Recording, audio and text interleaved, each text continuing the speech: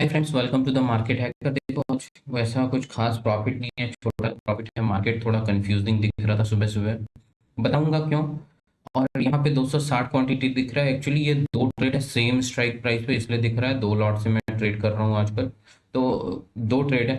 First trade में मुझे loss हुआ, दूसरे ट्रेड में प्रॉफिट करके एक अच्छा खासा प्रॉफिट भी दिखा रहा था, लेकिन बुक करते करते बुक नहीं कर पाया और फिर 600 के आसपास बुक हुआ। मतलब पुराने लॉस को मैंने इसी पहले ट्रेड को बुक कर लिया। ऑर्डर देखो तो ऑर्डर 9:21 पे मैंने पंच किया है। मैं बुलिश ही हूँ, कॉल साइड का ट्रेड लिया है। 9:21 पे मैंने लिया है, वो भी कॉल साइड का ही ट्रेड है। अब आ जाओ चार्ट में। देखो चार्ट में अगर आप देखें, एक अच्छे डाउनफॉल के बाद 25,000 के आसपास ये सपोर्ट लेकर ये ग्रीन कैंडल बनाता है। बैक टू बैक तीन ग्रीन कैंडल्स बनाते हैं। यहाँ पे 25,400 के आसपास ऐसा कोई एक्सपेक्टेशन नहीं था कि मार्केट इतना बड़ा गैप डाउन खुल जाए।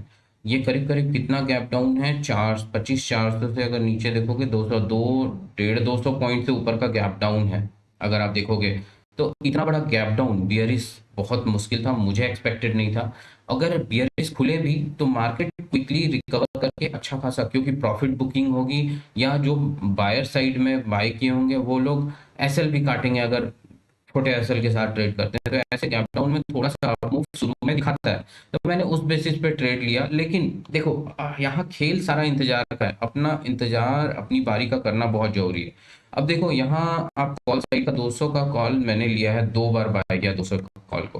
पहली बार बाय किया है 9:21, 9:21, 9:21। हाँ, इस हैमर पे बाय किया है। अब यहाँ पे देखो 1 मिनट टाइम फ्रेम में ये ईएमए के पास रेजिस्टेंस तो है, लेकिन मुझे बड़े टाइम फ्रेम में दिख रहा था ये ऊपर तक जा सकता है। लेकिन इसके जस्ट नेक्स्ट कैंडल में ही, नेक्स्ट टू नेक्स्ट कैंडल में ही रिजेक्शन हुआ, तो मैंने यहाँ पे एग्जिट कर दिया अपने पोजिशन को। करीब करीब 17-18 पॉइंट, मेरे ख्याल से हाँ 17-18, 10-12 पॉइंट का है ऐसा। वो दिखा दूंगा कितना है, एक बार देख लेते हैं। देखो ये लॉस है मेरा करीब करीब 27 और 38, 11 पॉइंट का एसएल था। ठीक है, एसएल 11 पॉइंट का था। फिर मैंने दोबारा ट्रेड में एंट्री लिया। दोबारा कब लिया, यहाँ फिर से ये ईएमए के ऊपर टाइम फ्रेम में ये वाला कैंडल बनाता है, मैं यहाँ पे एंट्री लेता हूँ।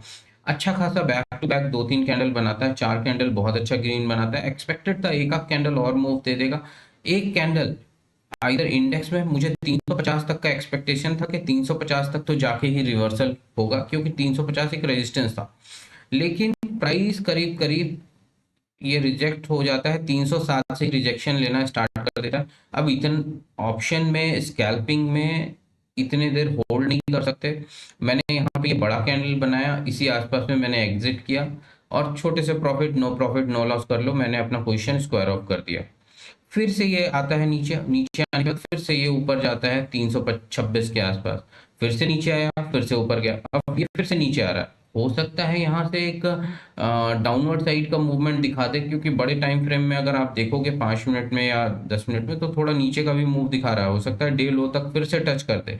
तो यहाँ पे थोड़ा कंफ्यूजिंग है कि मार्केट इस साइड मूव करेगा, तो ऐसे मार्केट में पैसा कमाना मुश्किल होता है। तो हमें अपने पैसे बचाने चाहिए।